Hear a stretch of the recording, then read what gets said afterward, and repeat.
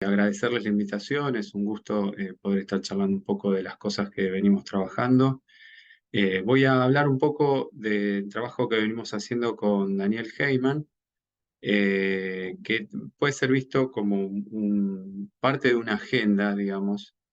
Entonces, en primer lugar, acá tenemos como un primer slide con comentarios muy generales que tienen que ver con, por ejemplo, ideas que Daniel viene empujando desde hace mucho tiempo acerca de cómo entender los procesos macroeconómicos, en particular el rol importante que tienen lo que podemos llamar ampliamente elementos subjetivos, las creencias de los agentes, un contexto donde uno puede pensar que no hay una correspondencia uno a uno entre, digamos, lo que a veces llamamos el verdadero modelo de la economía y la representación de esa verdadera estructura de la economía en la cabeza de los agentes, y eso puede explicar fenómenos macroeconómicos de interés, ¿no? Entonces, esto, digo, acá tenemos una lista ilustrativa de contribuciones recientes, algunas cuantas que van en esa dirección, tanto desde un enfoque empírico como teórico.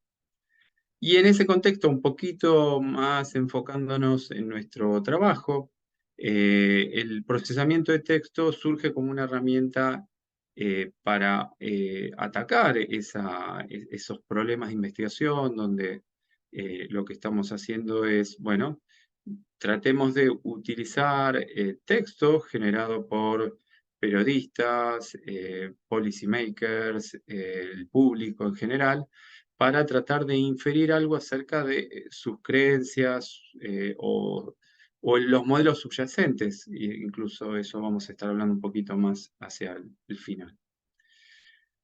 Entonces acá tenemos distintos ejemplos de literatura, algunos trabajos que tienen 15 años, por ejemplo el trabajo de Tetlock, que trabajaba con contenidos del Wall Street Journal y miraba los retornos diarios de la Bolsa de Valores en Estados Unidos.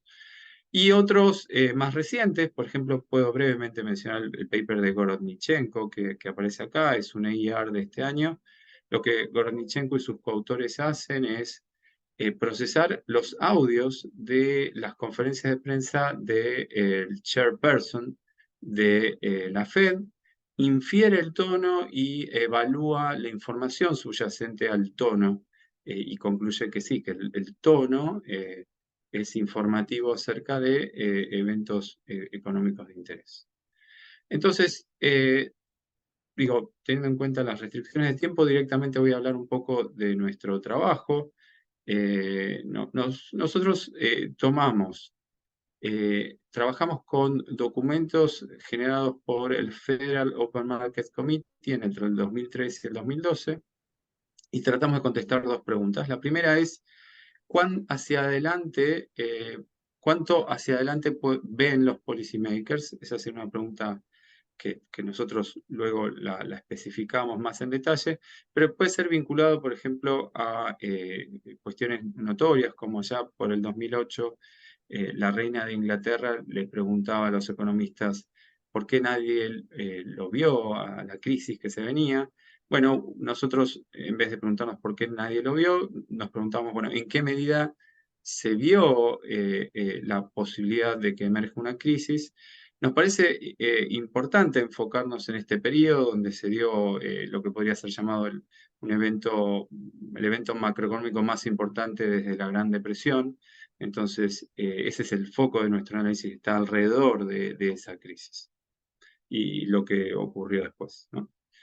Eh, y la segunda pregunta, que la llamamos transparency o truthfulness, es en qué medida esa información, si es que existe, es transmitida efectivamente. Entonces vamos a hablar de dos documentos. La primera pregunta la contestamos mirando los transcripts, las transcripciones de las reuniones del Federal Open Market Committee. Tiene 8 reuniones regulares al año. La segunda pregunta tiene que ver con contrastar el contenido de las transcripciones con las minutas que salen 3 semanas después. Las minutas son un documento que su extensión es alrededor de 1/10 de las transcripciones. Sin embargo, en 1/10 uno puede volcar mucha desinformación y nos preguntamos en qué medida, en particular lo que uno diría, lo que llamamos el tono transmitido por las transcripciones es reflejado en las minutas. Entonces, brevemente yo estuve comentando cuál es nuestro corpus y la metodología, voy a hablar un poquito más en detalle, pero implementamos 5 distintos métodos. 3 métodos que están basados en grandes modelos de lenguaje y 2 métodos más tradicionales que están basados en el enfoque de diccionario, que tiene que ver con detectar la frecuencia de palabras. Entonces voy a hablar un poco más en detalle de eso. Ya yendo a los resultados, digamos, nosotros encontramos resultados positivos con respecto a la información que podemos extraer de las transcripciones en estas reuniones.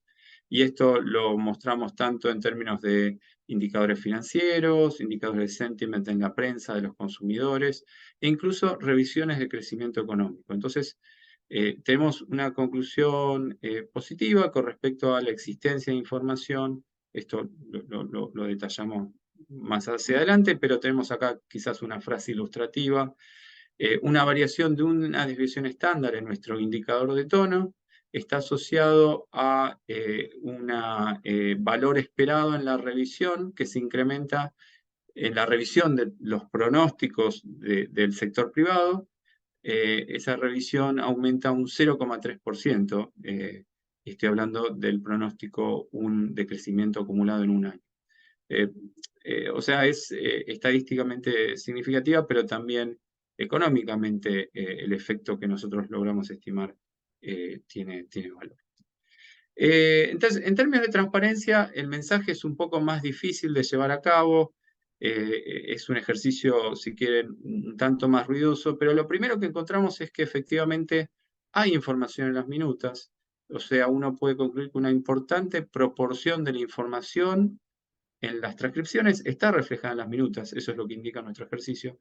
Y al mismo tiempo nuestro ejercicio muestra que los analistas privados que hacen pronósticos para el Survey of Professional Forecasters no logran incorporar esa información. Entonces, esa conclusión es mixta. Primero, somos cautelosos a la hora de establecer cuánta información es transmitida. Vamos a ver alguna información anecdótica que sugiere que puede haber algunas imperfecciones que no son puros ruidos, sino que son estructurales en la información que es comunicada. Pero esa conclusión es acompañada por la advertencia de que los analistas no logran absorber esa información. Tenemos algunas, hacia el final, digamos, de este repaso de los resultados, algunos comentarios sobre metodología. Encontramos que, en principio, cuando trabajamos con las transcripciones, el desempeño es muy similar cuando uno compara los grandes modelos de lenguaje con el enfoque de diccionario. Ese es un aporte que tiene que ver con tratar de describir cómo funcionan estas metodologías. Cuando pasamos a las minutas, que son documentos mucho más chicos, ahí sí encontramos que los grandes modelos de lenguaje logran extraer más información. Y finalmente encontramos alguna evidencia que sugiere que estos ejercicios pueden beneficiarse de algún foco, por ejemplo, un foco puesto en discusiones financieras. Ese es el resumen de los resultados. Déjenme hablar un poco ya más en detalle de esto que resumí en pocos minutos. Bueno, acá hablamos un poquito más de nuestros documentos. O sea, en promedio cada una de las transcripciones tiene 2.700 oraciones o alrededor de 50.000 palabras. Y estas reuniones se llevan a cabo a lo largo de 2 días. Participa un importante número de personas involucradas con la política monetaria en Estados Unidos. Participa tanto autoridades como el staff haciendo presentaciones. Hay diversos intercambios. Y esta información está disponible con un rezago de 5 años. O sea, hoy tendríamos información hasta el año 2018, por ejemplo. En cambio, las minutas son documentos que tienen alrededor de 200 oraciones cada uno y están disponibles 3 semanas después.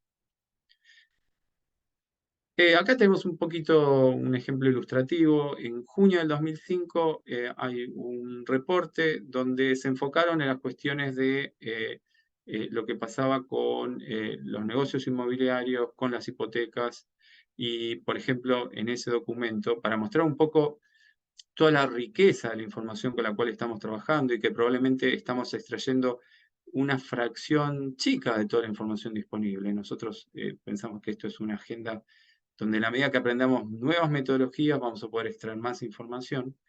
En este documento, por ejemplo, housing aparece nombrado 174 veces, hipoteca 129 veces, riesgo 146 veces. O sea, realmente hay un montón de intercambios y frases como esta que ponemos acá en el slide, donde, por ejemplo, hay comentarios acerca de qué es lo que la gente dice acerca de qué pasa con la burbuja. O sea que no, hay gente que está hablando de datos, hay gente que está hablando de sus opiniones y hay gente que está hablando de las opiniones de los demás. O sea, realmente hay mucha riqueza en estos documentos.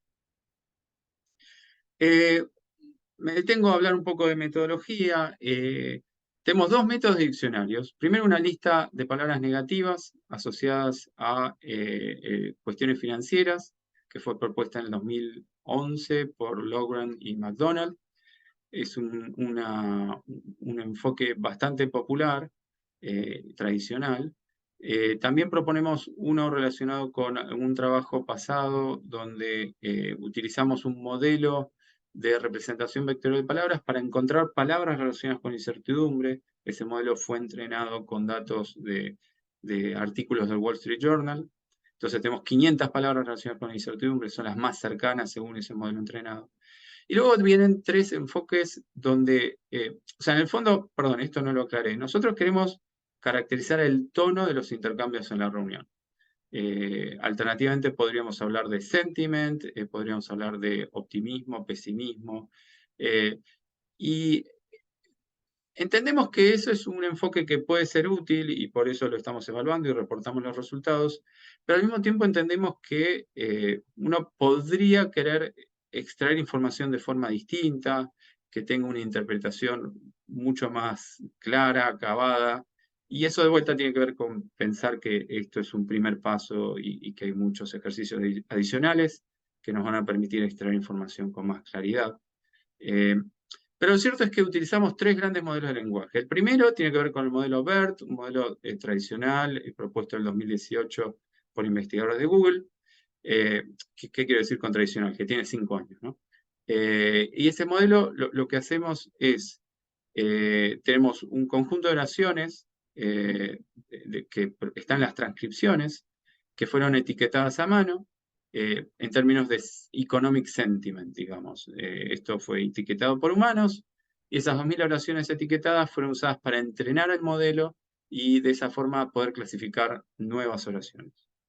Luego hay un segundo enfoque, el NLI o Natural Language Inference. Lo que se hace bajo este enfoque, y esto, digamos, no es un modelo que yo haya entrenado, es un modelo que yo ya lo usé entrenado. Este modelo permite establecer si pares de oraciones están alineadas, es decir, una implica la otra, están en contradicción o no hay un vínculo entre los dos. Y ese modelo puede ser usado para clasificar, por ejemplo, clasificar tono. Entonces uno tiene una primera oración que es objeto de la clasificación, que sería una oración de los transcripts, y luego hay una segunda oración que es llamada hipótesis, que por ejemplo podría decir, este es un ejemplo de sentimiento positivo. Entonces el modelo se encarga de establecer cuál es la probabilidad que le asigna a que estas dos oraciones tengan una relación que sea de implicancia o de contradicción, y a partir de eso uno puede implementar un ejercicio de estimación del tono de la oración o de los documentos, estableciendo vínculos entre una oración que es la premisa, que es la oración a clasificar, y una segunda oración que es la hipótesis. Y por último hay un tercer método que empleamos que es ChatGPT, que tiene que ver con interactuar con el chatbot en su versión 3.5 Turbo. Y le damos párrafos de los transcripts y le decimos, por favor, clasificalo en términos de sentiment del 1 al 10. Y ahí están los 5 métodos. No tengo mucho tiempo para hablar en detalle de cada uno de ellos, pero por ejemplo acá tenemos un pequeño esquemita de cómo es el modelo BERT. Acá tenemos algún ejemplo de cómo el NLI clasifica oraciones en términos de positividad, negatividad o neutral. Y por último, acá tenemos un poco una descripción de nuestro ejercicio con ChatGPT. En particular, este es el prompt template, es el pedido que le hacemos y decimos, dado el texto anterior, provee una estimación aproximada del sentimiento económico del 1 al 10. Y de esa forma obtenemos un número como respuesta. Entonces, por último, también quería aclarar que tratamos de concentrarnos en desarrollar un índice alternativo donde nos enfocamos en discusiones financieras. Entonces usamos un modelo para identificar textos financieros y de esa forma generamos un indicador que se concentra en un 10% de las oraciones que fueron clasificadas como relacionadas con finanzas. Muy bien, entonces, acá está el índice con algunos pequeños comentarios que nos muestran distintos momentos en los que el índice fue alto, bajo. En particular, por ejemplo, fue bajo a principios del 2003, asociado a la guerra de Irak, o la guerra de Estados Unidos en Irak. Luego, por ejemplo, el mínimo valor fue alcanzado en marzo del 2008. Esto es interesante porque en marzo del 2008 no es asociado con un momento donde los mercados financieros mostraron la mayor fragilidad, digamos, si bien en un momento de crisis no hubo una coincidencia, ¿no?, entre el pico de la volatilidad y el piso del precio de los activos financieros, vino bastante tiempo después de la mayor preocupación que manifestaron quienes hacían política económica, política monetaria. Esto sugiere ya informalmente que hay cierta capacidad de anticipación, más allá de que, digamos, no queremos concluir demasiado a partir de observar un punto. Déjeme ir hacia adelante. Lo que hacemos en principio es algo muy simple, es una regresión donde tratamos de ver, tenemos un modelo autorregresivo que es extendido con un indicador de tono y nos interesa el valor del beta estimado, es decir, el coeficiente asociado a el indicador de tono, cualquiera sea su especificación. Y lo que hacemos es testear si el indicador de tono anticipa condiciones financieras, sentiment, o revisiones de pronósticos de crecimiento. Déjenme ir directamente a la tercera categoría, que es la que desarrollamos más en detalle, las revisiones de pronóstico de crecimiento, y directamente voy a ir al Survey of Professional Forecasters. Estos son los pronósticos del sector privado, y encontramos que hay una asociación entre el tono de la reunión y la posterior revisión en los pronósticos. Entonces, este es el coeficiente que nos dice que un aumento de una desviación estándar en el índice de tono está asociado a un aumento en la revisión esperada de 0,3, es la revisión del pronóstico de crecimiento acumulado en un año. Y todo mira hacia adelante, digamos, es la revisión futura de un pronóstico que va a ser anunciado dentro de 3 semanas aproximadamente. Entonces, esa es la primera conclusión, resumida en términos de revisiones de pronóstico. El índice de tono en sus distintas especificaciones, por ejemplo, la especificación con grandes modelos de lenguaje, o la especificación con el tono, el diccionario. También cuando nos enfocamos en cuestiones financieras, obtenemos una estimación muy similar. Hay información acerca de revisiones de pronósticos futuros que son revisados un trimestre hacia adelante. Esto nos lleva a la segunda pregunta que voy a tratar de presentar brevemente, que es la transparencia. Entonces, en términos de foresight obtenemos un resultado positivo. En términos y también debo destacar, digamos, estaría diciendo que los hacedores de política tienen ventaja informativa a partir de inferir el tono. Tenemos información que no está en poder del sector privado a partir de lo que uno infiere mirando los pronósticos de crecimiento del Survey of Professional Forecasters. Por supuesto, esto es una afirmación que vale para la ventana de 10 años que nosotros estudiamos, ¿no? Bueno, y en términos de transparencia, las minutas son objeto de interés en la prensa. Esto simplemente sirve como una ilustración. Y nosotros nos preguntamos primero si hay una asociación, y acá si quieren salto, Y acá tenemos los dos índices computados, para las minutas y para los transcripts. Vemos una fuerte asociación, el coeficiente de correlación es 0.84. Entonces, esto es una primera evidencia relativamente informal. Y bueno, si quieren, déjenme hacer un puntito. Fíjense qué es lo que pasa en los peores meses de la crisis. En los peores meses de la crisis son apenas 3 observaciones, entonces no puedo hacer una afirmación muy concluyente. Vemos que la línea azul asociada a los transcripts está por debajo de la línea naranja, sugiriendo que hubo alguna moderación a la hora de comunicar la información de las reuniones. Pero por supuesto no tenemos suficiente información para hablar más que esto que estoy observando. Lo que sí hacemos formalmente es ver si la capacidad, la información contenida en las transcripciones es similar a la información contenida en los transcripts a partir de testear la capacidad para anticipar revisiones en el futuro. Entonces, no voy a contar en detalle, pero simplemente con este gráfico trato de mostrar que fuimos cuidadosos al hacer el ejercicio en lo que se llama real time. Pusimos resultado. Lo que mostramos es que, si quieren, esta última columna, que cuando miramos el contenido de las minutas relacionadas con finanzas, la capacidad que tiene el contenido, esta información de las minutas para anticipar revisiones de pronóstico es similar a la que observamos en el caso de los transcripts.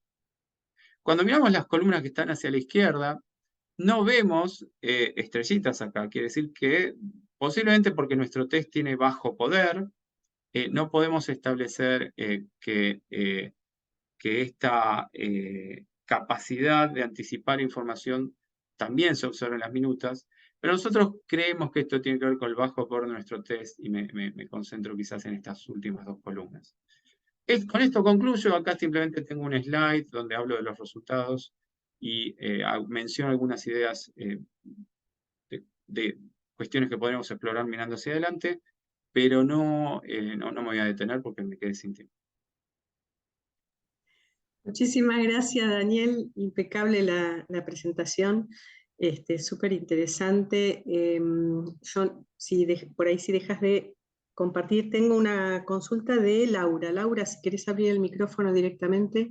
No, una cosa que capaz que se me escapó.